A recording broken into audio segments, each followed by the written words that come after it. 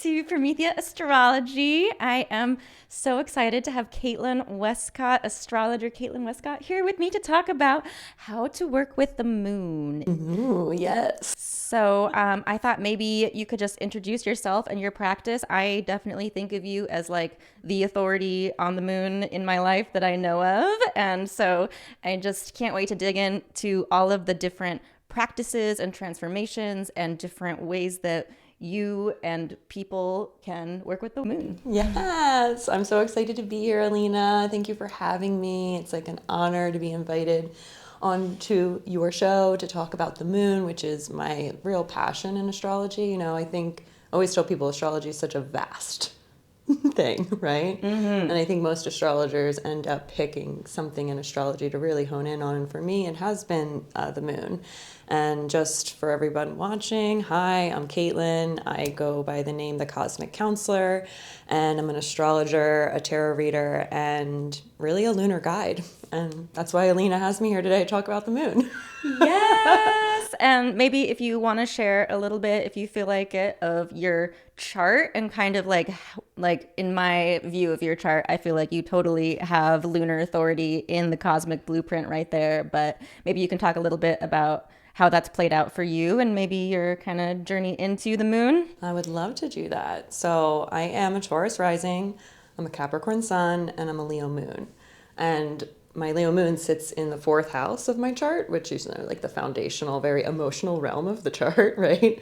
And it is making a square aspect to my ascendant and descendant. And I actually have my north node on my ascendant angle and my south node on my descendant angle, both squaring the moon. So making that T square aspect, which can bring a lot of tension to the focal planet, which for me is the moon. And I also have Saturn on the descendant and south node squaring my moon. So, the way I look at it now that I have the knowledge base that I have is there was a lot of pressure for me over the course of my life to kind of dim my Leo moon and to dim my emotions. That's Saturn. Oh, yeah. And holding a lot of responsibility for other people's emotions and kind of like putting mine on the back burner. And really, for me, it's been my work with the moon, which I have learned over time is the strongest planet in my chart because of the square to the lunar nodes, right? It's part of my destiny. Working with the moon to heal myself, to learn how to shine, to let my Leo moon be nurtured in the way that it wants to be nurtured has just been so key to my soul's growth in this lifetime, and is definitely why I'm so passionate about the moon. And like when I learned about my moon, it just completely changed my life. And there's so much to know about the moon. Yes. Oh my God. That was so moving. Just like imagining Saturn in its like dimming function against like the Leo moon, like the most important expressive like antithesis to Saturn. And that's just like, wow. Another thing I would love to hear you speak on, if you feel like it, would be this north node on the ascendant, because I find that that's something that can be really hard to articulate, and like a lot of people kind of get confused, like what does that mean to have the north node on your ascendant? So maybe I would love to unpack that a little bit. Yeah, it's something I have been unpacking for quite some time, Yeah. not only through learning astrology, but in my lived experience. And I remember when I was first learning astrology and like getting certified and everything, I said to my teacher at the time, I was like, so north node on the ascendant, my soul's growth in this lifetime is to embody myself.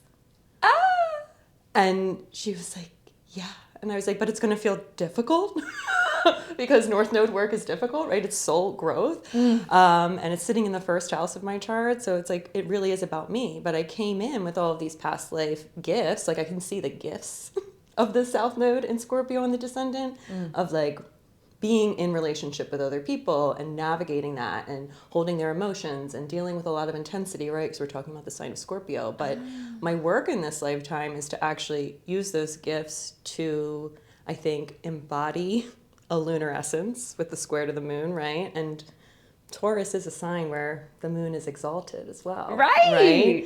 So there's just so much signal to me that the more that I actually learn how to take care of myself, the better I'm able to take care of others with boundaries and like a sense of embodiment of my gifts, right? And that's just taken me, I mean, I'm about to be 41 in like a week. Wow. So like I have lived life. But it took me this long to really like center the work. And I think that's a lot about what having North Node on the Ascendant is about, right? Like learning how to put yourself first, how to embody the strengths of the sign of the North Node and the Ascendant.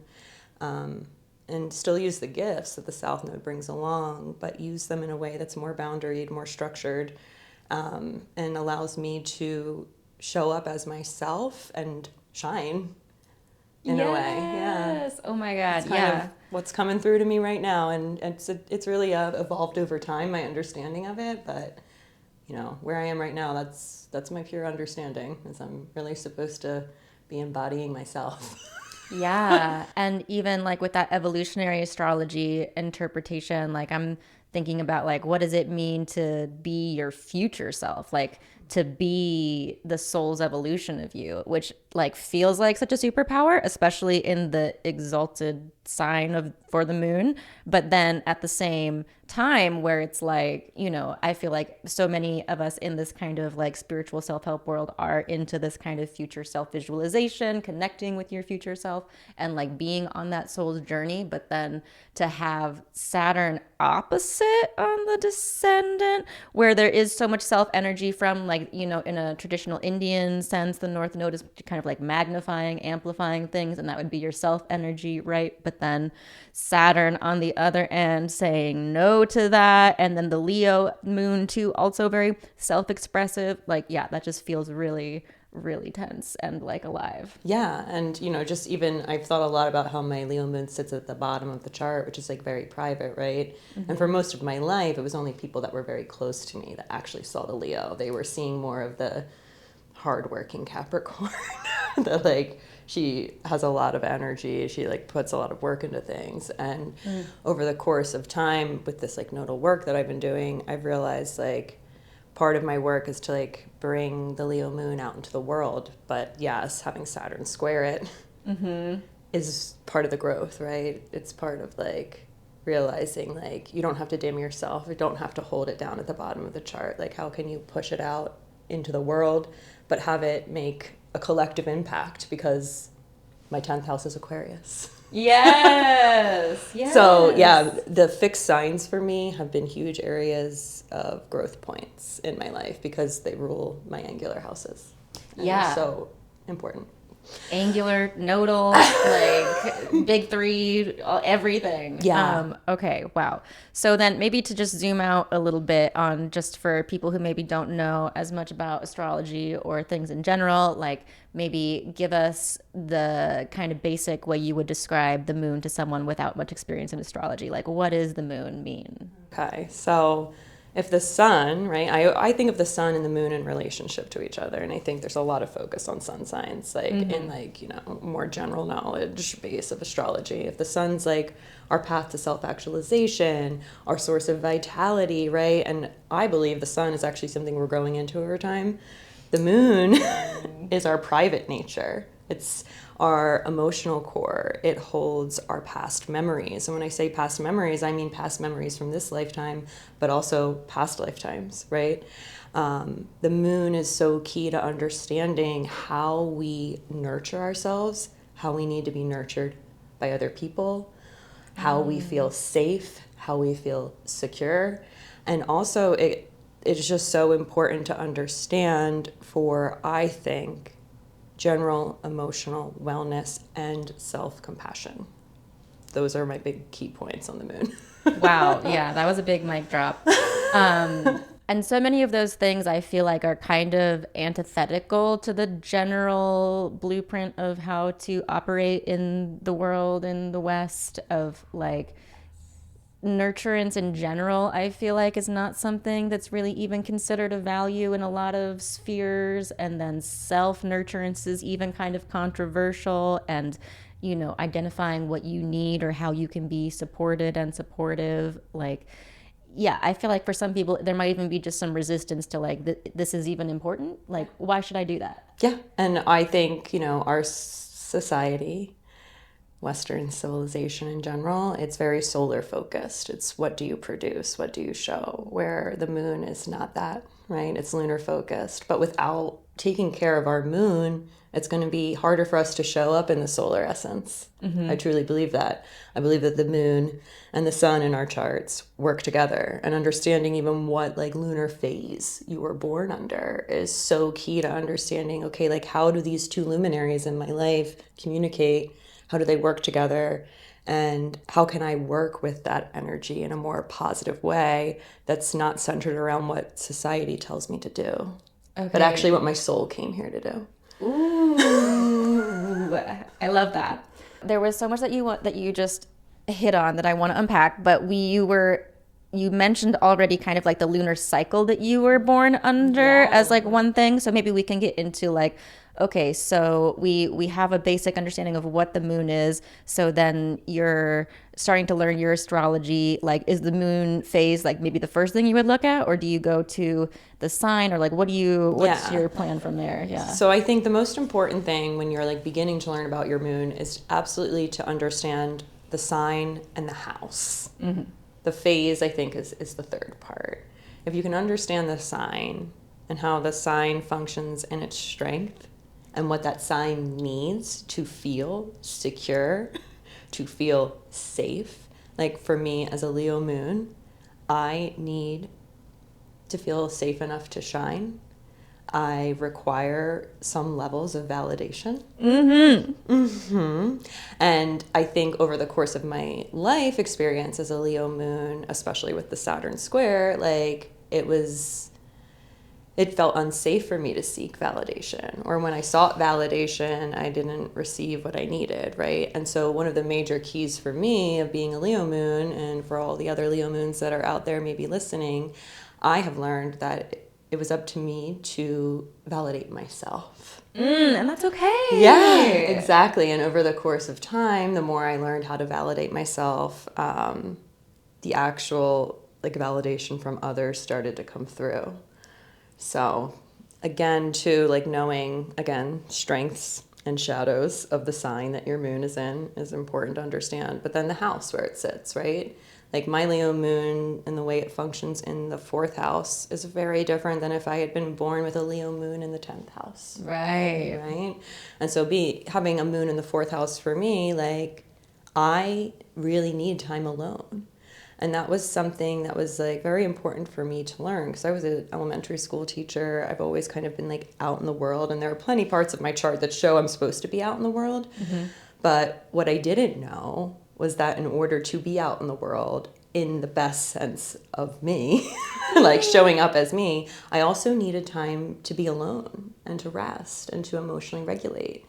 I also like really need like, we're talking about fourth house, this is your home, your family, things like that. Like I need the place I live to be a reflection of me. And like even my room as a child was like, I was very specific about how I wanted my room to look. Like I'm the same now. And like, if I don't feel safe within my home, if I don't feel like there are people that value me within my home situation, my emotional reactions, I lean more into the shadows of Leo.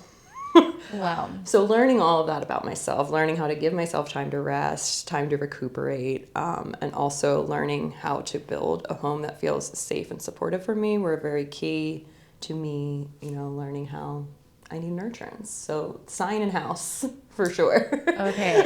Yes. There was so much wisdom right there. So looking at the sign, then it's sort of like this is both what you need from others in terms of nurturance, but the wisdom there was sort of that you need to understand how to give that to yourself first, and then through that it sort of attracts that because you're practicing the experience of giving yourself the emotional nurturance that you need, so then it can come to you more freely. Whereas maybe if you have Saturn square your moon or something, then that could be a challenge to even recognize or see or value or grow in the first place. Or there's other, combinations, maybe a Mars aspect or like different reasons that could be hard. But that's kind of like what I picked up from the first piece of the sign work. Yeah, so sign, house, lunar phase, aspects. Those are the 4 keys to really understanding the entirety of your moon. Because if I had just read about Leo moon and, the more like, okay, I'm living in the positive vibration of this sign or maybe the shadowy vibration of this sign, but I didn't consider that, like, in my chart, Saturn was squaring the moon, maybe reading about the general sign of a Leo moon wouldn't have resonated as much. And with the house piece too, like you were saying, because it's not you all of the time. It's not like I want attention all the time. I don't. In fact, there are many times where I run away from it because, like, again, it's a time where I need to, like, feel resourced. And so I need to kind of hermit. Yeah. So would you say then the house is sort of like the place where the moon can be recharged in a way? Yep. Okay. 100%. And for everyone, it's going to look different. Like, if the Leo moon is in the 10th house, you're going to recharge out on the public stage. Yeah. What if you have like an 8th house moon? So I view, like, 4th, 8th, and 12th house, to me, I describe them as the soul houses of the chart. So they're similar in nature. So, like, if you're a 4th house moon, an 8th house moon, a 12th house moon, there is some level of solitude and retreat that you need. Yeah. And I think, in our society, that can be shamed. Totally. And so I think having a moon in a soul house, it's important to understand that so you can give yourself the permission to receive what you need. Yeah. Even if society's telling you, like, no, that's not, like, what we expect. Right, because everything's so externalized. Or yeah. But... I can go on and on about that. Yeah. Okay. And this is part of the value of the lunar work. And I was debating whether or not to get into the phase or sort of like the value of doing that. But maybe we can just keep moving through the next 2 pieces and then get into like what happens when you do all this. Amazing. Okay, so then the phase is the next piece? Yeah. Okay. So, and the phases are important just when you're even working with the moon, which I think we're going to get into later. But understanding what phase you were born under is really important because each phase brings something different to your experience of the moon. So for me, like, I'm a Capricorn sun, I'm a Leo moon. So I was born right after a full moon when the moon was waning. So I'm a waning gibbous moon, and things that are attached to a waning gibbous moon phase, being born under that phase, is like teaching, sharing wisdom based on your lived experience, right? So by doing those things, I'm also nurturing my moon. So definitely check what phase you were born under. If you were born more under like a balsamic moon, right before a new moon occurs, you're going to be someone that requires a lot more rest and a lot more solitude because you were born when the moon was very like dark in the sky. So it's all about, like, again, the interaction between the sun and the moon and what that then shows about how you're going to show up in the world, the sun, but also how you're going to find nurturance, the moon. It's the relationship between those two. It's so key to understand. Ooh, I love that. Yeah. So, and if you were not familiar with moon cycles in general, but and the astronomy is a little bit confusing, but yeah, the full moon is essentially when the sun and moon are on opposite sides of the earth. So the sun is like illuminating the moon, and then the new moon is when they're in the same place. So the moon is no longer visible. So the phase is like literally determined by this relationship of the sun and the moon and how they move around together. Okay, so then you talked about the waning gibbous and kind of crescent. Like, what would you say for kind of maybe the waxing crescent or the waxing gibbous, full and new, if you don't mind, just like maybe a little. So I think if you're born under a new moon, your soul is here to like start something new, but it's going to grow slowly, right? Just like how the moon's light is growing slowly at that time. But there's something like initiatory if you're born during a waxing phase in general.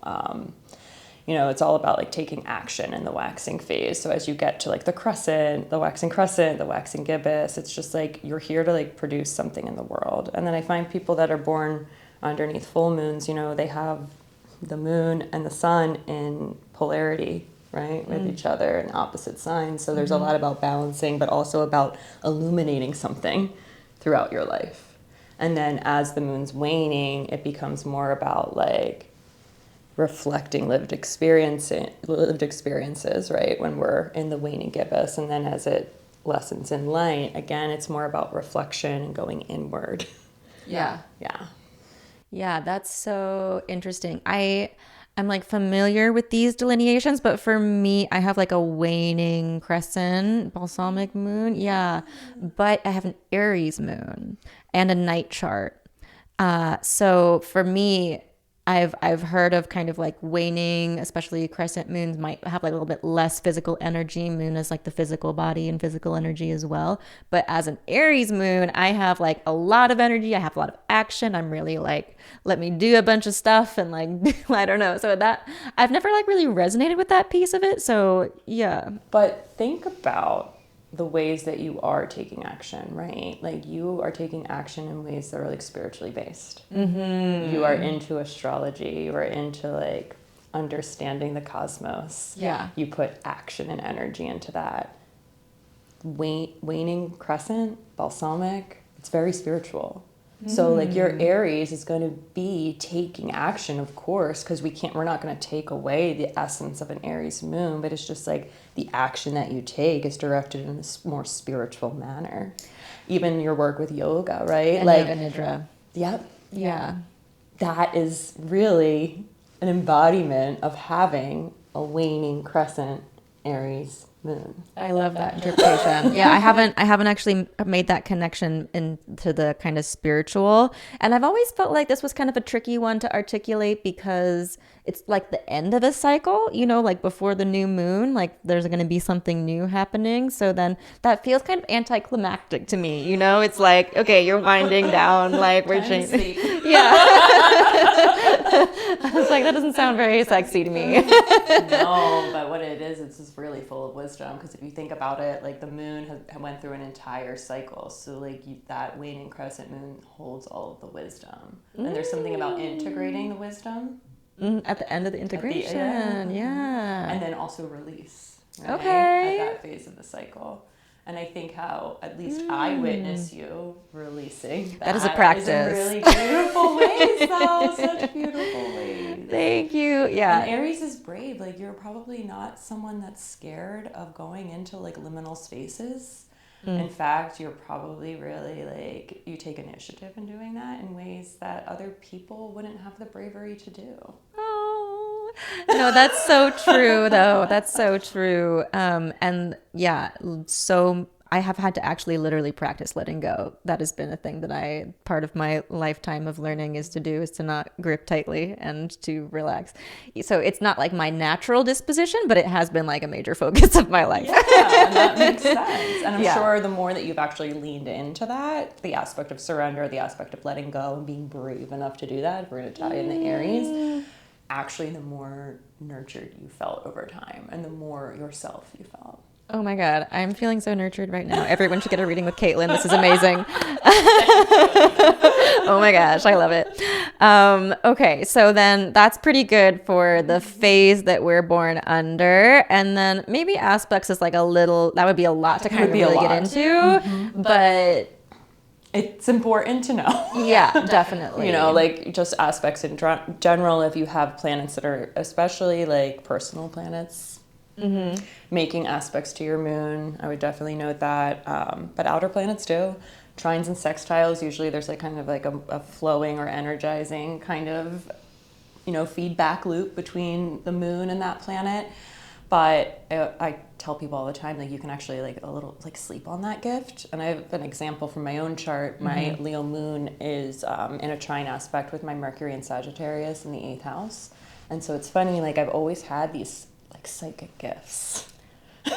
Right? Because we're talking about two soul houses communicating. Mercury, my communication Mercury channel. in the 8th alone. Yeah, Mercury in the 8th alone. But I slept on those gifts for so much of my life. And I think, again, we could go into like the society we're raised in. Right. And like how the intuitive channel is like kind of like not as appreciated.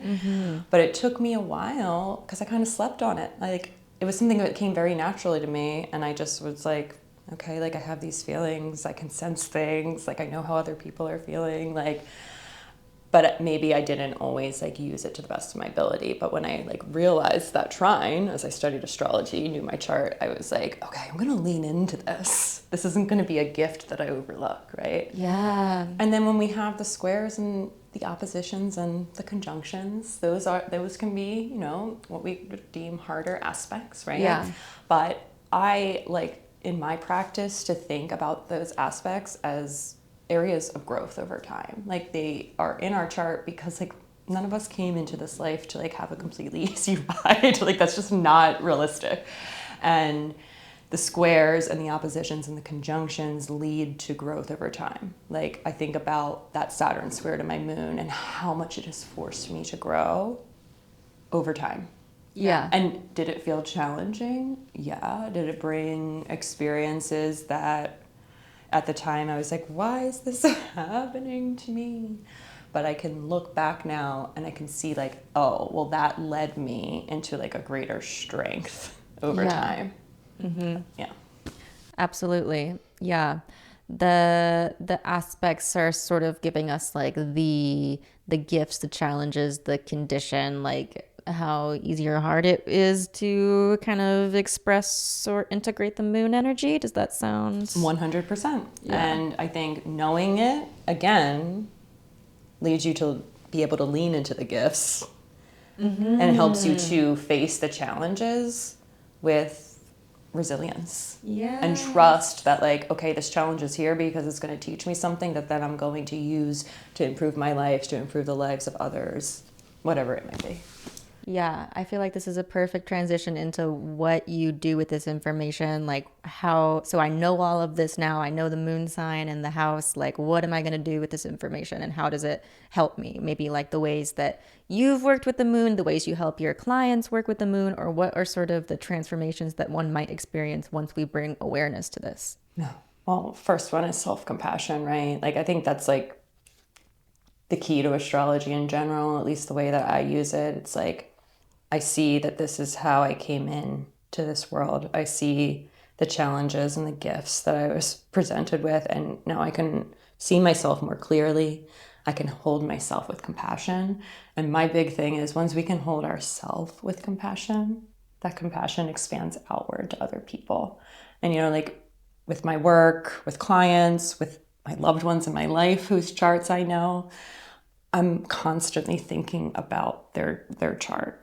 Like even my partner, he has a Virgo moon, and Leo moon and Virgo moon, they don't see each other. They're like right next to each other, right? So like we don't have the same like emotional needs. We don't necessarily have the same love language. But once I knew mine and understood it completely and knew his, we related better with each other, right? Like I was able to be like, okay, like when he does the dishes, when I'm upset, that's how he's nurturing me. But I can also remind him that actually, babe, I need compliments sometimes. Yes. You know? And so there's been an ability for us to be in conversation in, I think, a more natural way than just like getting frustrated at each other for not understanding each other. So basically, I think my big answer is it's self-compassion, but then it extends to compassion for other people, and it helps you relate to yourself and other people in relationships so much better, because the moon is such a key part of how we relate to other people. Yes. That's such a good point. Mm-hmm. And it makes me think about how working with the moon is kind of like, this is not how you make your first $10 million. Like this isn't gonna like change your career trajectory. Maybe it will, but it's like, it just makes everything feel more smooth, and like you can bring more ease into your life. Maybe things flow, and it's really about your subjective experience and like the quality of your life from the inside, not and that will probably percolate outward eventually, right? But it can be a hard sell, I feel like, at first, because it's like, well, what is that going to do? Like, what is, you know? It's not much different, I think, than the argument people would have for going to therapy. Yeah, that's such a good point, because it's the emotions, it's the moon. Yeah. Mm-hmm. And the better, again, you understand yourself, I think through therapy, like therapists lead people to self-compassion. So can astrology, so can the moon. Yeah. That was basically my point. And then again, that flows outward, because when you're more like secure with yourself, you understand how to nurture yourself, you understand how to take care of yourself, you're better able to show up in every facet of life. Mm-hmm. Yeah. And then also like, you're making me think of giving yourself more patience or, knowing the challenges, or kind of self-acceptance, which is totally related to compassion. But like, for instance, when you have like a hard Saturn aspect to your moon or whatever the case may be, then it's like, maybe there's a piece where it's like, feels not okay to be this way. Or I feel like this can be a thing for a lot of people, like, oh, the way that I am, like, I shouldn't be like this, let me try to hide this or not be that. But to be like, actually, this is who I am in some deep way, and to not resist that just creates so much more flow and ease. Mic drop on your end. Ah! Yes, beautiful. Beautifully said. Thank you. Okay, amazing. Well, then maybe we can kind of get into part 2. So this was all sort of like how we work with the moon natally in your birth chart, but then there's not just the moon when you were born, but of course the moon keeps wandering around day by day, and there's working with the moon as she flows around us currently. So maybe can you speak a little bit on the differences between those two things, or like anything on that? Yeah. So the natal moon is like your cosmic blueprint, right? And it's a core part of your being to understand. So I think we covered that in part 1. But my work with astrology, and I think you're probably the same way, is, when I'm working with clients, I like helping them see where they are in cycles, because to me, that's what astrology is. It's cycles. It's cycles of time, it's cycles of experience, right, that are leading to growth. And to me, the moon is the most immediate cycle that we can see here on Earth, right? We know there are Saturn cycles, right? We know there are Jupiter cycles, but like literally all we have to do is look up at the night sky every night and we know exactly what part of the cycle the moon is in, right? And the moon governs our life here on Earth in many ways, right? Like it controls the tides. And so if it's controlling the tides of the ocean, right? Like it's also impacting our emotional tides. So whatever the moon is doing is impacting us. We are mostly water. Right. Like 95% or something. I don't know what the actual stat is, but something crazy like that. Yes. And our ancestors actually used the moon for timing too, right? There's a reason why like the lunar cycle is 29.5 days, and that like most months, like the Gregorian calendar kind of messed this up a little bit. But, that's where the word month even came from, was the moon, right? Oh, yeah. And so, our ancestors, like they timed their life based around the cycles of the moon. And I think that is something that was lost over time, especially when society became very solar, especially when the Gregorian calendar was made and things like that. So I think the more we can like go back to like, okay, why did our ancestors do this? Oh, because it's actually truly impactful. So knowing like what phase the moon is in. And then when we want to get even more personal, you can track the moon through your chart, which has been very powerful for me. I know if we're at a new moon, it's a time to set intentions. It's a time for things just to begin. I know when the moon is waxing, and, right now this week, we're in the wax and gibbous phase, right? So I knew this was the perfect time for us to take action and do something like this, because the moon is supporting it. The energy is building. But, come next week when the moon starts waning, I know it's time to start going a little bit more inward. And me as a Capricorn sun, I push myself. I am the goat. I am going up that mountain all the time. So learning to work with the moon has actually given me permission to rest that I have never given myself before, knowing it. Yeah. And so I think, any listeners out there that maybe have a lot of Capricorn or any kind of like energy that makes you just feel like you have to go, go, go, which also our society makes us feel like we have to go, go, go. Working with the moon can be very healing. Yeah. Oh my God. And giving yourself permission to rest is so, so key. And the moon will do that for you. So much wisdom. Yes.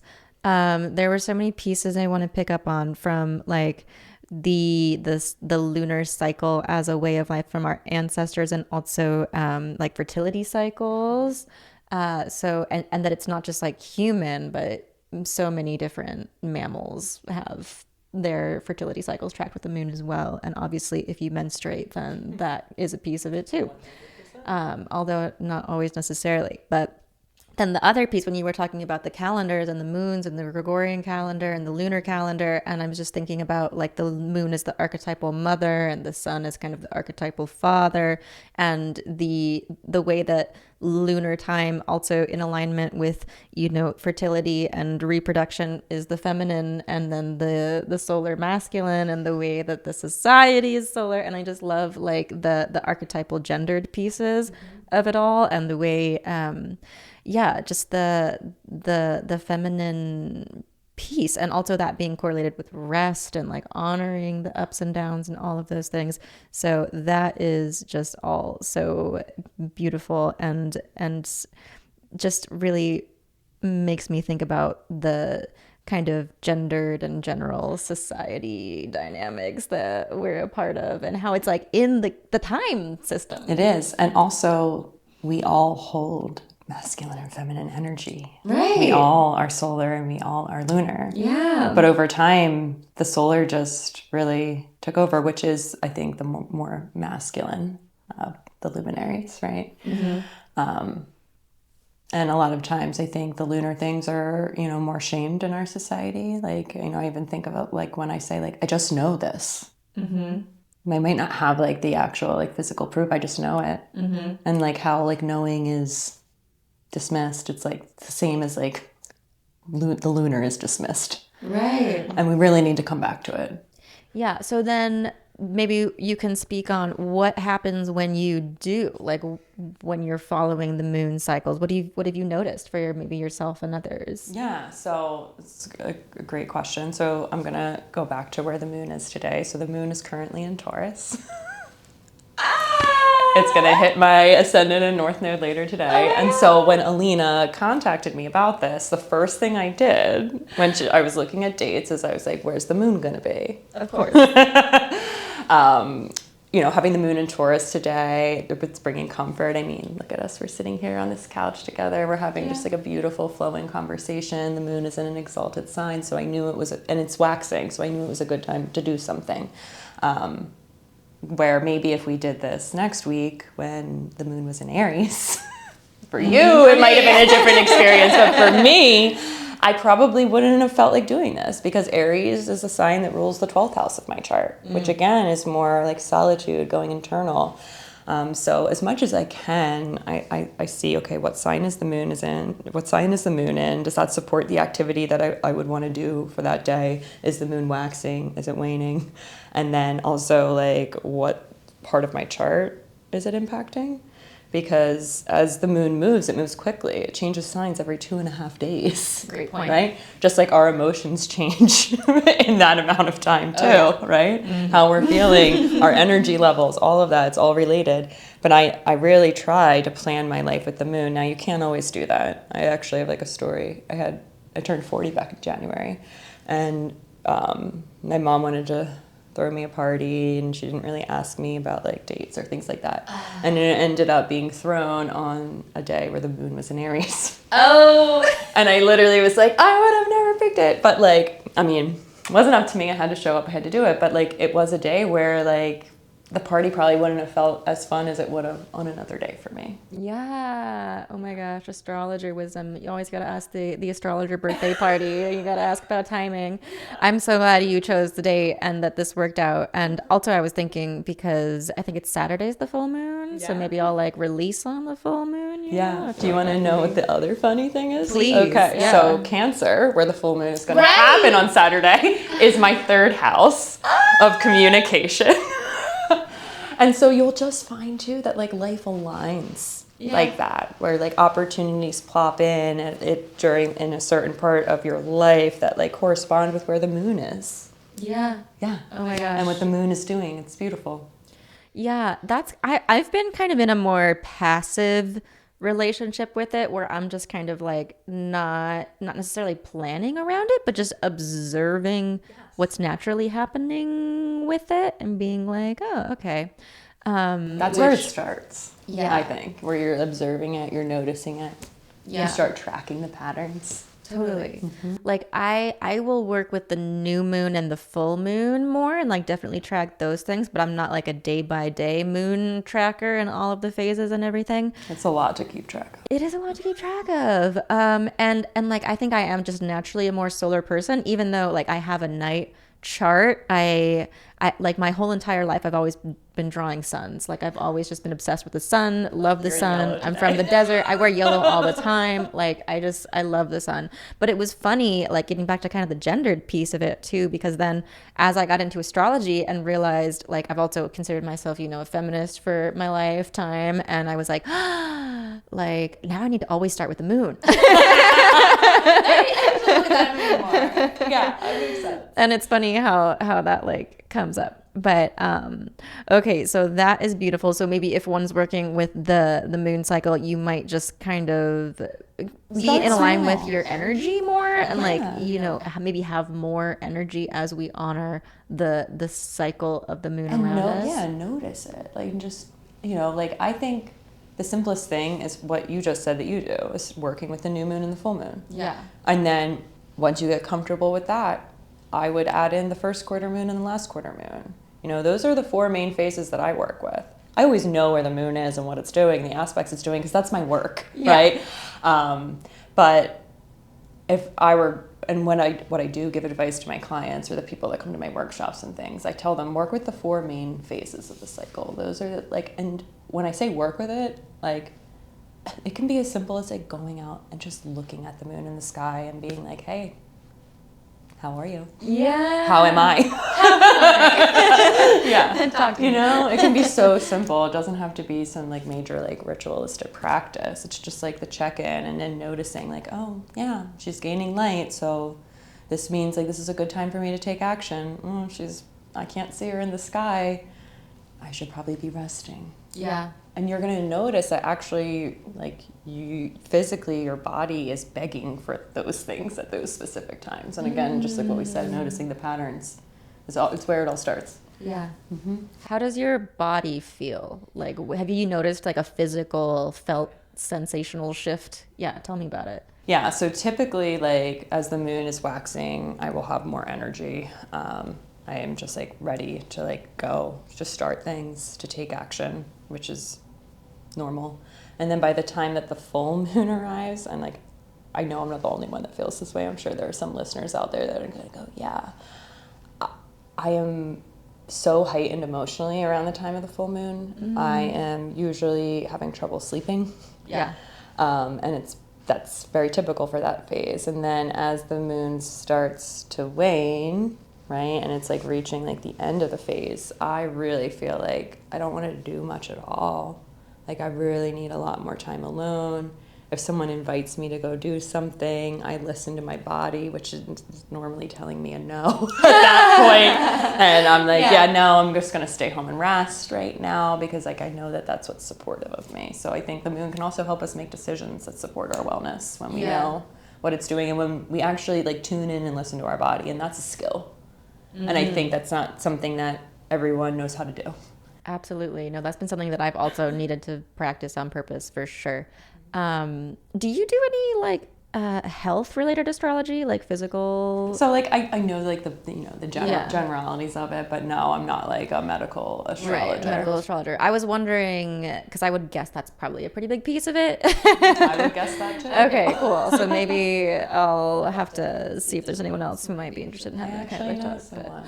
That would be really cool. I would love to do that. Okay, cool. Because the moon is the body, and so probably, Aries moon has had a lot of injuries. Head injuries? Actually, I think Aries rules the head. I have some jaw issues, but mostly in the lower body. But anyway, that is all super interesting. And then, so the piece that I normally think about then for the new moon and the full moon and the general symbolism of the moon cycle is kind of like planting the seed, new beginnings are the new moon, full moon culmination. And then for me, like tracking that within my chart, like which house is the new moon in, look for new beginnings in alignment with those house topics. Same with the culmination of the full moon. And I think it's also been super interesting to look at like, so there's a full moon in Cancer. So what was happening on the new moon in Cancer? And is it, the culmination of that point for people who are kind of starting to get a little bit more advanced with their moon work? Yes. Yeah. Great point. So like, yes, we have a lunar cycle, right? Where, we'll have a new moon in a certain sign and then we'll have a full moon. But when we're thinking about a new moon, that's not only starting a 4-week cycle, it's actually starting a 6-month cycle. Mm-hmm. And so I always tell people, like, when you're seeding your intentions, which is what you should do at the new moon, right? It's not just growth over the next 4 weeks. You want to consider growth over the next 6 months, and you do want to consider the houses where the moon is lighting up, right? So at a new moon, it's just going to be one house, mm-hmm. right? And at a full moon, I consider both houses where the sun and the moon are. That's right? Because they're in polarity with each other. And I base my intentions that I'm setting around the new moon around that house of my chart. So like, for example, we just had a new moon in Sagittarius recently that this full moon in Cancer is connected to. But that new moon in Sagittarius is also connected to the full moon in Sagittarius. That will happen. I believe it's in May. Don't quote me on that, but it's probably in May. 6 months from now.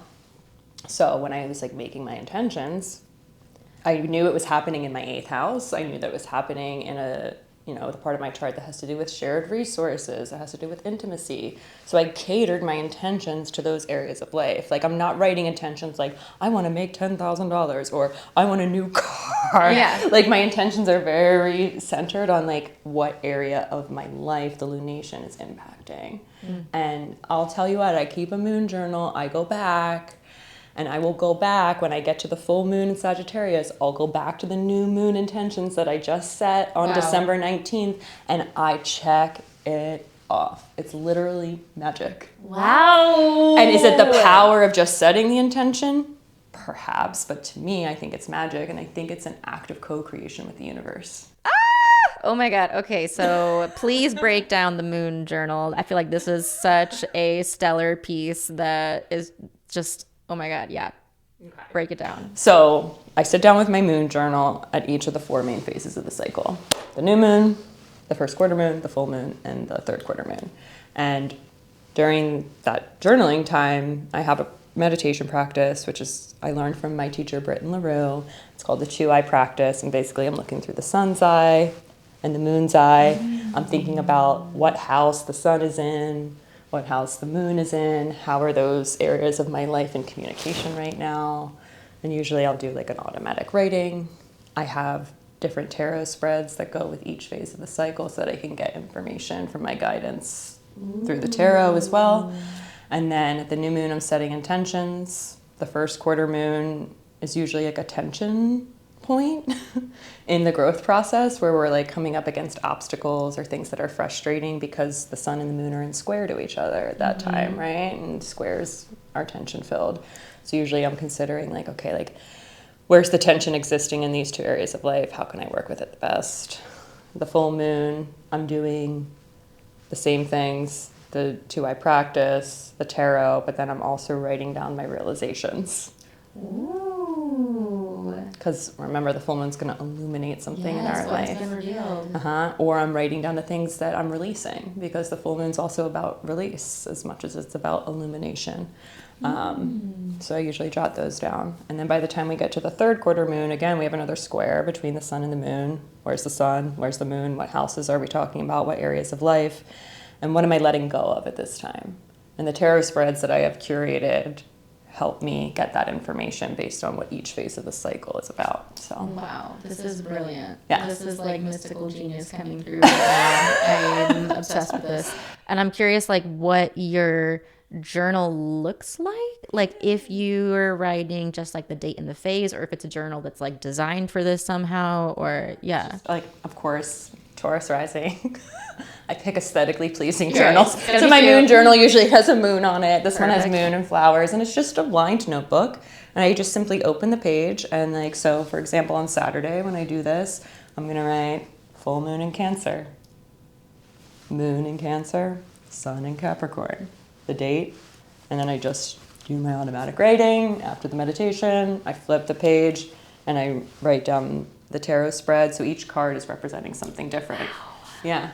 And then my interpretation of it. And in my inflow with the moon workshop, I created an entire guidebook that has all of these things for people that they can use. So a lot of my students have now used it. In fact, like many people in my life have been like, wow, this has been just such a great way for me to like check in with myself. And to me, it's like, it's just 4 times a month. Yeah. It's once a week. So it's not like tracking every, like you said, it's like overwhelming to like keep track of the moon, but it's also just a way every week to come home to yourself, to check in with yourself, to see what comes through. And the most important part is to trust your intuition.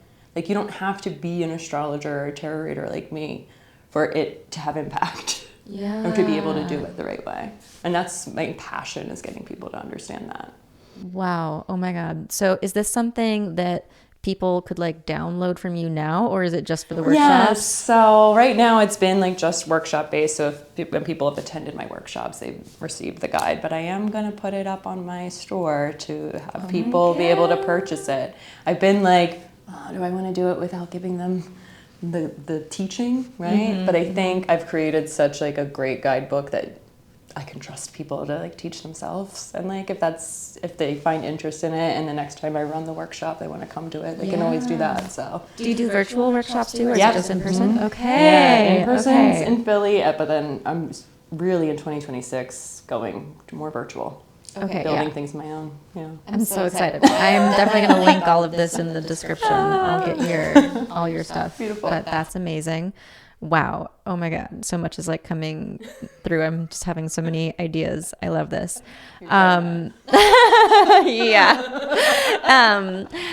okay. So then another question that I wanted to ask you, like for me, I feel like moon transits are very subtle outside of like the full and new moon. So, but you are quite attuned to the moon. So I'm wondering if you really feel like when the moon is hitting a planet exactly, and like what the difference feels like between a moon transit and a sun transit to a planet. Yeah, I think you can definitely feel it. Now, obviously, I think I get what you're saying about how like maybe it's less impactful because the sun will sit longer on a placement than the moon does. Like the moon passes over it. But what I find beautiful is like when I like track my life and I look at like, you know, I'll get to the end of the day, maybe something emotional happened that day.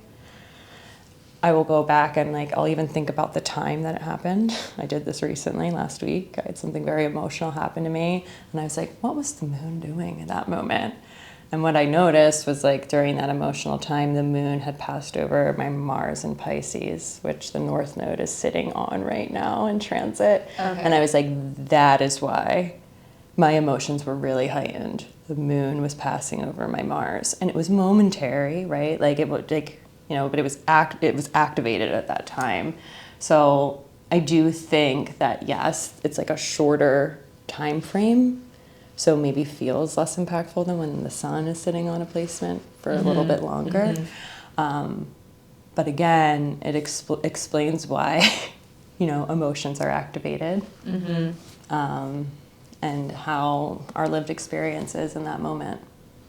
It makes me think about the sun as like the archetypal king and the moon as the archetypal mother, where the king is kind of like overseeing in this really big way, but then the mother is like attuned to the small household tending things. And so it's like, as the moon's transiting, it's more of that like day-to-day felt emotional experience. I was also just thinking about all of this as just tools for self-awareness and reflection, like the whole moon journal and everything, and just the power of self-awareness. Again, even if you're not an astrologer, like you're saying, if you just have like a weekly practice of self-reflection, that alone can be extremely transformational for just getting to know yourself. But then when you amplify that with the power of the planets and the timing of like the literal world and cosmos around us, then it just is so powerful. It's incredible. And I think it's like when you start doing it and you start like, I never stop being in awe or in wonder of it. And it just encourages me to keep going and to keep like diving in and showing up for myself. Yeah. Yeah. It's beautiful.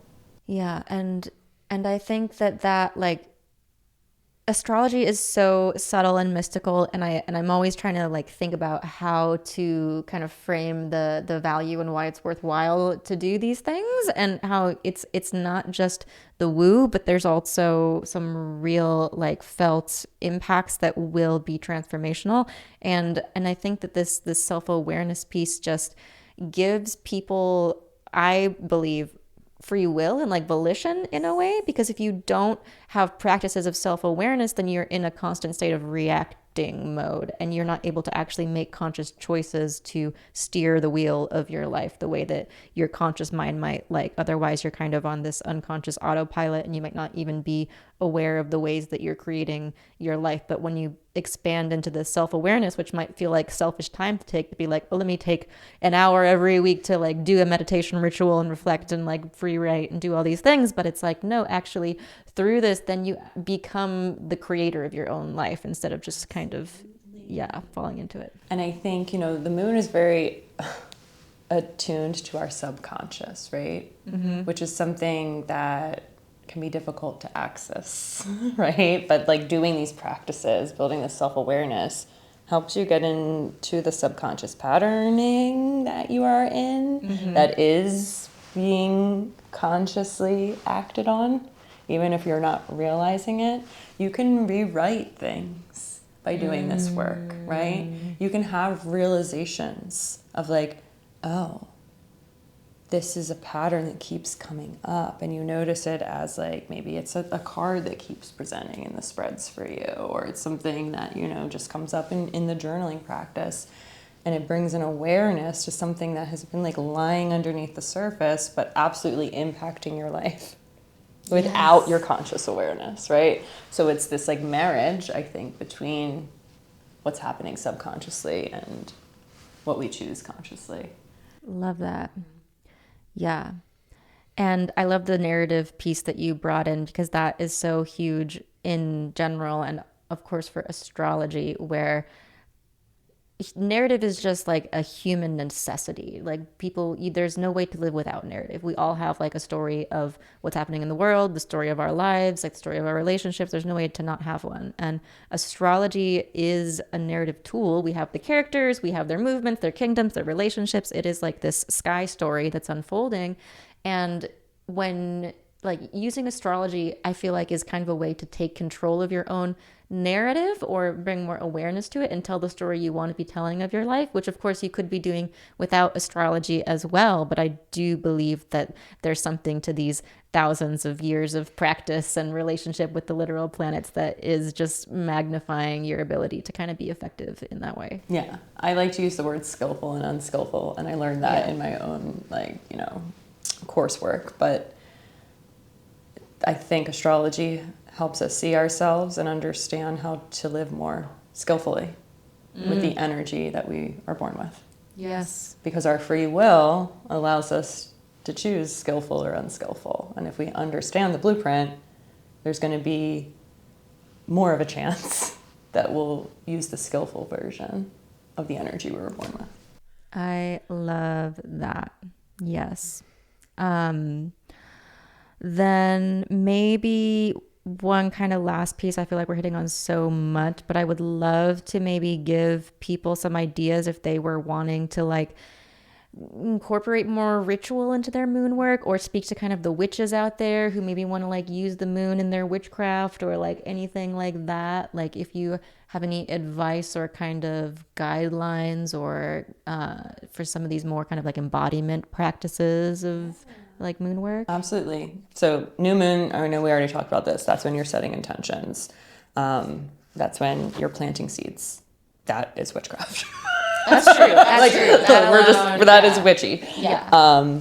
But then also, I think when we get to the full moon, making sure that you have some kind of ritual for that too. And I actually run full moon circles where I give people very simple rituals. Like I don't create rituals where you need to have this specific crystal or this specific herb, but it's all based on like, okay, like what is the energy surrounding this full moon, and what is it asking us to do, and then creating some kind of ritual around that that can be very powerful. Because again, like it's funny when people have like come to learn from me, they've been like, oh, I've been manifesting at the full moon.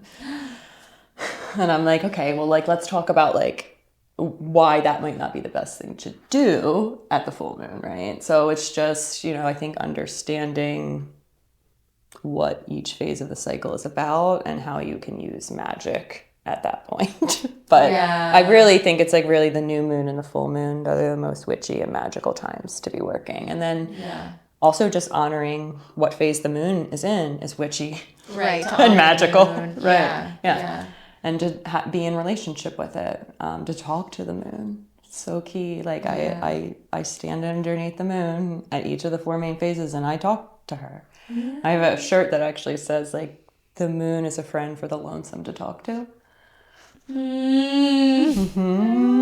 Yeah, and just like being in conversation with her, honoring her, those are all I think forms of witchy magic that are easy to do. That's when you're so beginning. true. Yeah, and you were also talking about meditation. One thing that I was wondering or was thinking about from a ritual perspective would be maybe if it's a Cancer full moon, we're incorporating some water. If it's an Aries full moon, we're incorporating some fire, or like ways to kind of, I don't know, make an offering, connect with, honor whatever that specific moon phase is with some kind of like physical component or something. Yeah. So when I have my Taurus full moon circle, and these are free if anyone wants to try to attend one, I incorporated soil into the ritual, right? Perfect. And for me, the ritual is always about release with the full moon, right? So like, and I incorporated water because Scorpio, that's where the sun was. And so we wrote down the things that we wanted to release on paper, dipped it in water, and buried it in the soil. Then for the Gemini full moon that we had in December, we're talking about air and fire, right? So I had, again, people write down the things that they're going to release based on wherever the lunation was happening in their chart. They passed it through a flame. Didn't burn. It's like a quick pass through the flame. Yeah. And then I had them rip up the paper and then blow it away. So again, the elements of fire and air. And just very simple things. Yeah. Yep. And this could be quite intuitive. You might, if you're into crystals, Yeah, and going in. make it your own. Yeah, totally. Wow.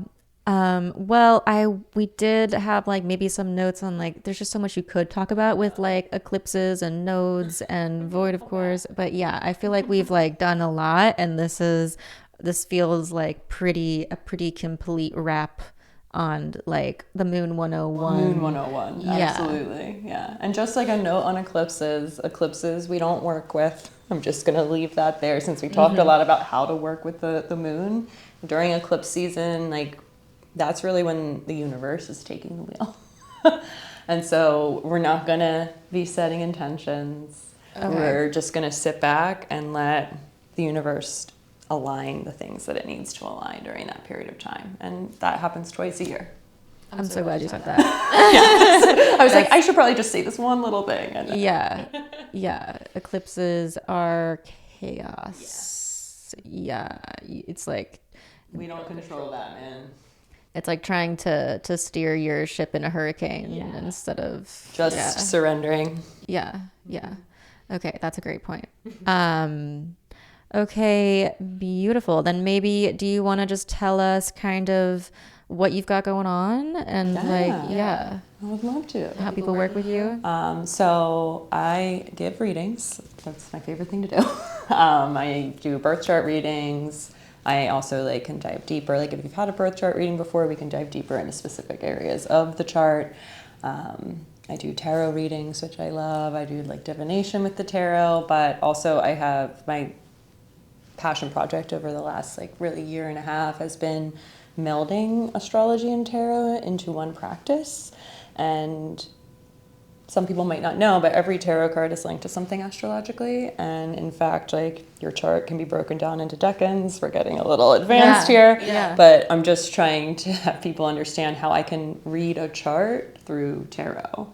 So I like using the tarot archetypes. So I can make a spread for your moon in your chart using the major arcana and the minor arcana based on the decans. So that's been something that I'm very passionate about It's on my website. It's called Cosmic Cards if anyone wants to check out more about it.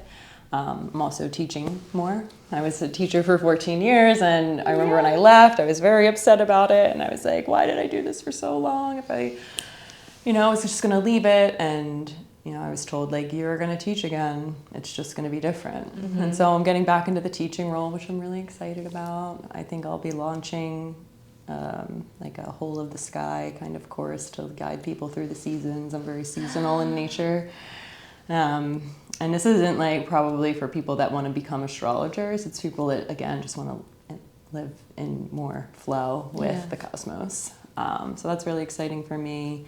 And yeah, that's where I'm at. I mentioned my free full moon circles. I do them virtually every full moon now, where people can gather with me on Zoom and we figure out, well, where's the lunation landing in your chart?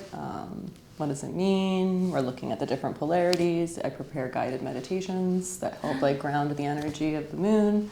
So yeah. Wow. And I write on Substack. I was gonna say, that's the one I'm missing. Yeah, I write extensively on Substack. I'm a long form content kind of person. I'm on Instagram too.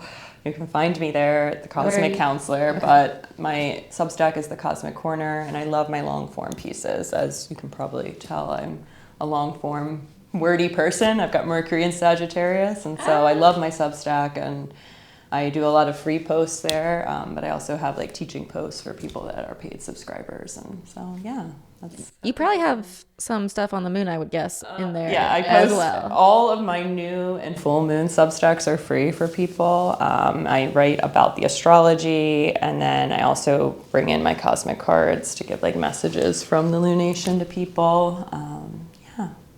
So many beautiful offerings. Oh my gosh. So I will definitely link all of that. The Cosmic Counselor on Instagram, The Cosmic Corner on Substack. Your website is? Caitlin, the Cosmic Counselor. CaitlinTheCosmicCounselor.com. Okay.